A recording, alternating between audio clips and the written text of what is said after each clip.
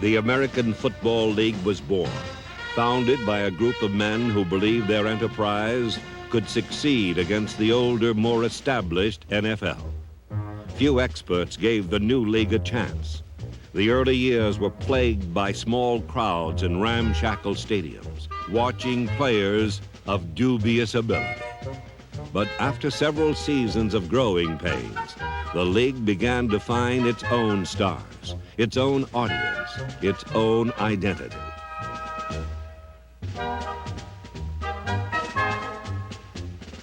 By its 10th and final season, the AFL had gone from Bush League to a world championship. 2 stunning Super Bowl victories over NFL powerhouses convinced the football world that the AFL was no longer just the other league.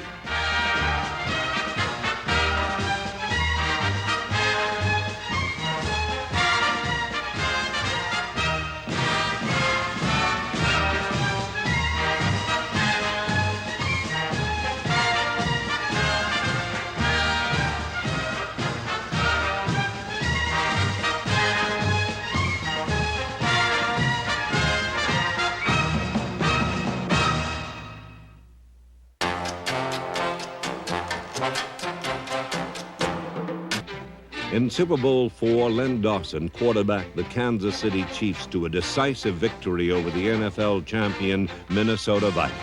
Dawson, quick count. Dawson, close sideline pattern. Taylor.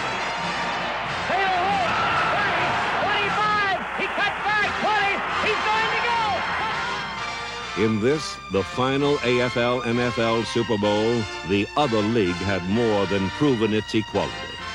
It was an especially gratifying moment for the man who had started it all just a decade before, Chiefs owner Lamar Hunt.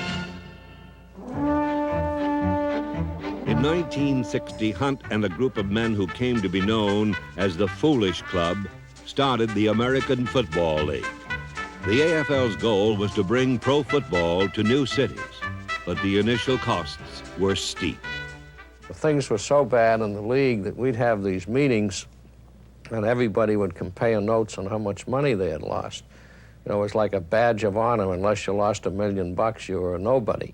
The Dallas Texans pro football team, which was my team, was losing $1 million a year, and my dad is supposed to have said, well, at that rate, he'll be in trouble in 142 years.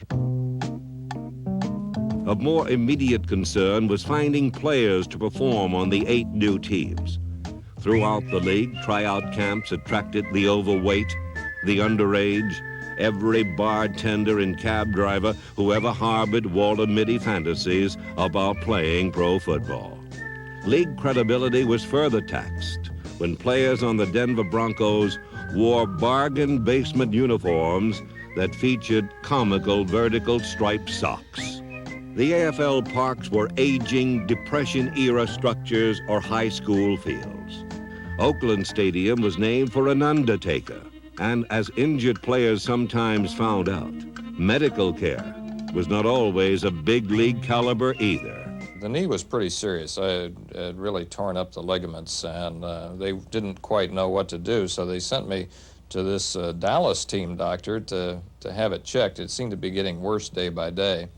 And it turns out that the Dallas team doctor was a proctologist, so he really didn't have a whole lot to tell me about my knee. Grosscup played for the New York Titans, the most financially troubled of all the franchises. The Titans owner was a colorful sportscaster named Harry Wismer. Hello, football fans. It's kickoff time for National Pro Highlights. And this is your Pro Highlights quarterback, Harry Wismer. Harry Wismer was the most eccentric owner in the history of professional football.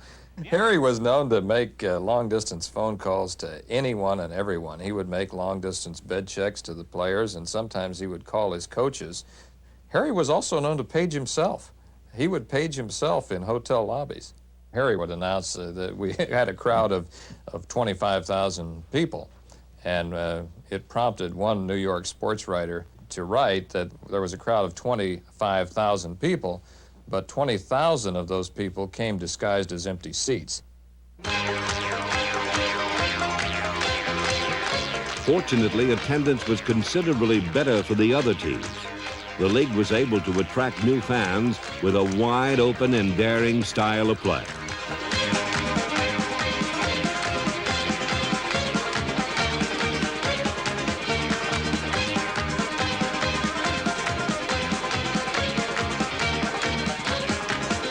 A few critics sniffed that the AFL was exciting because no one played defense. And sometimes they were right. The AFL was big on long bombs, swollen scores, and schoolyard plays, but seldom was heard a discouraging word from the league's followers.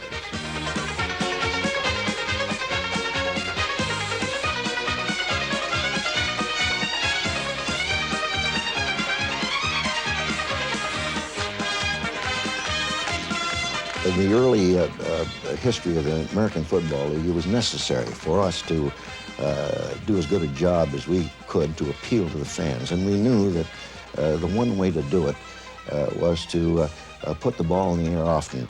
Our fans didn't care where it went as long as the ball was thrown down the field.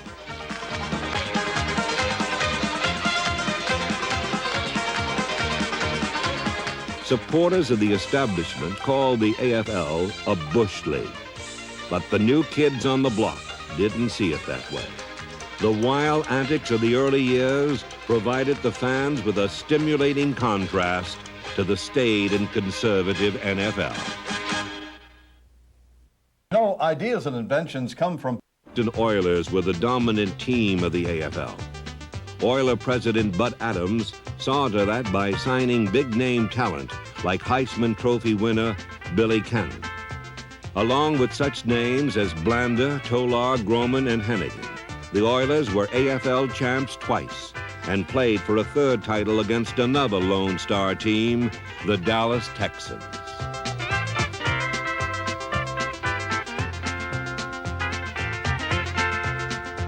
Soon, other clubs were ready to challenge the Oilers.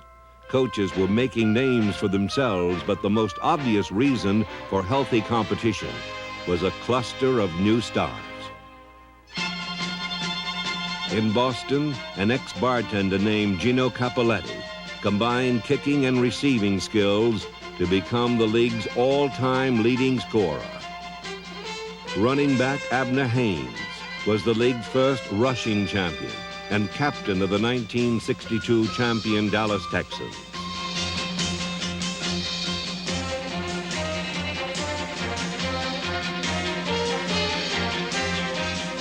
Quarterback George Blanda was supposed to be washed up when he came to the Oilers, but his 36 touchdown passes in a single season is a pro record that still stands. 250-pound fullback Cookie Gilchrist won 2 rushing titles, played on a championship team in Buffalo, and is regarded by many to be the greatest runner in league history.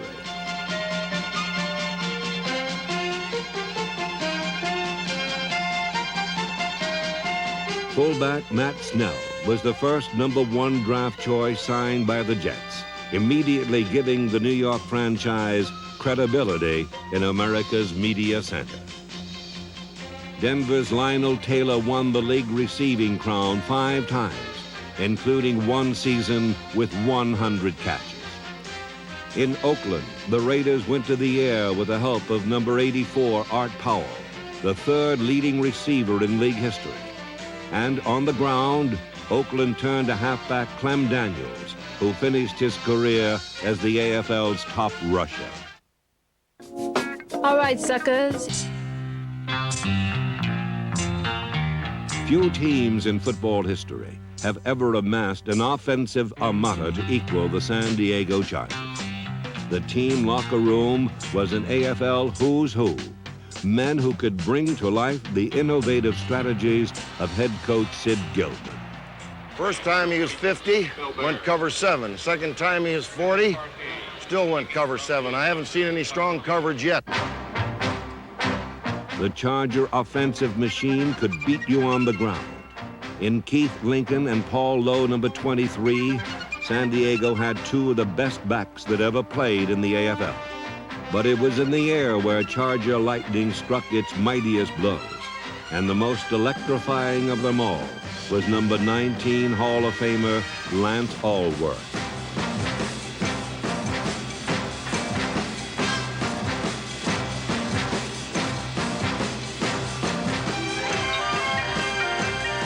Gilman's passing techniques brought pro football into the modern era. But it wasn't until Sid changed training sites that he brought San Diego an AFL championship. He took us to a place about 80 miles east of San Diego, up in the mountains. It was called, I mean, the actual name of it, it was called Rough Acres. Can you imagine a town called Rough Acres? They had about 11 people in it. It was hot as can be. You just couldn't imagine how hot it was. The food was awful. I mean, you couldn't get a self-respecting cook to go up there. And I think the guy who was our chef was a guy who was a short order cook at a little truck stop on the highway. Whatever was in their summer camp food must have agreed with the Chargers. In the 1963 season, they rolled to a division crown and won the AFL championship with a 51-10 shellacking of the Boston Patriots. The Chargers won 5 division titles in their first 6 years and became the glamour team of the AFL.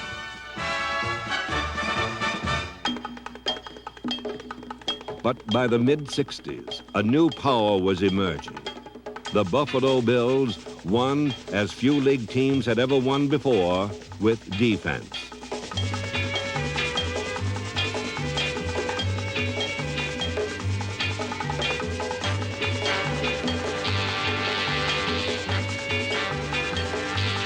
As the Chargers advanced the art of scoring, so the Bills promoted the idea of preventing it. On an icy December day in 1964, the Bills hosted the defending champion Chargers in the AFL title game. The early moments of the contest ran true to form. San Diego scored easily on its first possession, but then Buffalo linebacker Mike Stratton, number 58, changed the course of the game with the most famous tackle in league history. Stratton just really laid my friend Keith Lincoln out flat, and you could just see the emotion and the passion and the credibility of the Buffalo Bills come together at that point. San Diego never recovered from Lincoln's loss, while Jack Kemp and the inspired Bills showed the Chargers some offense of their own. Buffalo's victory over San Diego marked the end of the Charger era and the beginning of a 3-year reign for the Bills as the league's dominant team.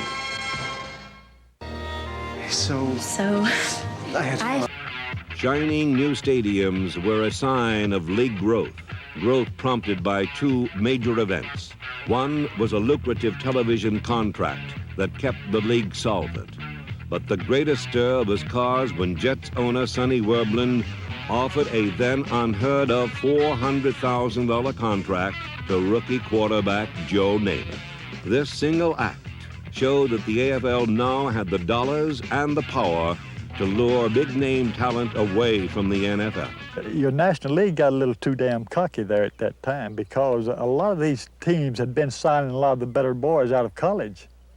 And Kansas City signed some great boys out of college. There was several crazy instances of babysitting campaigns where one league or the other would hide players out to try to keep them away from the other league. And in one case that we found very pleasing through the years, we were able to spirit a player named Otis Taylor out of a motel window where he was being held by the NFL representatives.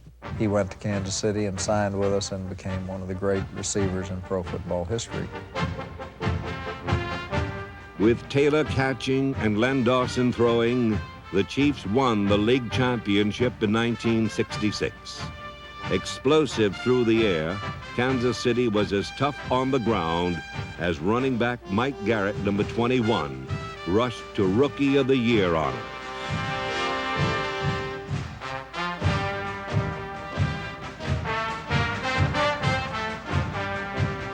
On defense, the Chiefs had the biggest line in league history, featuring Red Woods, Buck Buchanan, and Jerry Mays. Further support came from other stars such as Johnny Robinson and Bobby Bell, both eventual members of the all-time AFL team.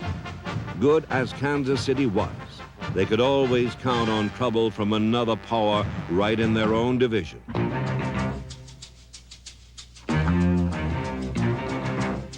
The Oakland Raiders under Al Davis won more games in the league's last 5 seasons than any other team. A defensive unit known as the 11 Angry Men was one reason why.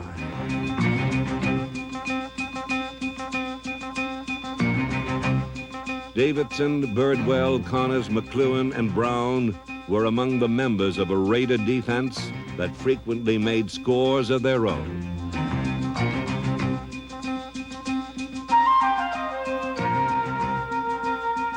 But most of the points came from the arm of quarterback Darryl LaMonica, the mad bomber who perfectly implemented Al Davis's deep passing game. The Raiders and Chiefs became the league's best teams, and each would get their chance to represent the AFL in the first 2 showdowns against the National League. In 1966, the 2 leagues agreed on a merger and scheduled a championship game called the Super Bowl. But the Green Bay Packers easily dispatched Kansas City in the inaugural game. A year later, the Packers pummeled the Raiders as the National League triumphed again. NFL boosters could barely contain their glee. The AFL upstarts had gotten their comeuppance from headmaster Vince Lombardi. The prospects looked even worse in Super Bowl III at Miami's Orange Bowl. The mighty Baltimore Colts took on the New York Jets and their brash quarterback Joe Namath, who incredibly guaranteed victory. NFL fans were certain Namath would regret his boast. But Broadway Joe and the Jets shocked the pro football world as the 18-point underdogs pulled off the greatest upset in NFL history.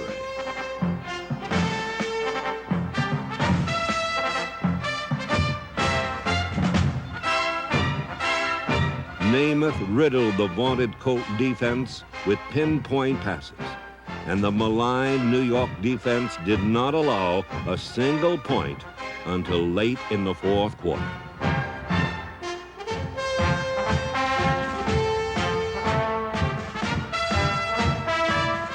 You can't imagine the feeling that I had being a part of the American Football League to see the Jets defeat the Baltimore Colts, because I was sitting in the stands and all around me were people cheering for the National Football League.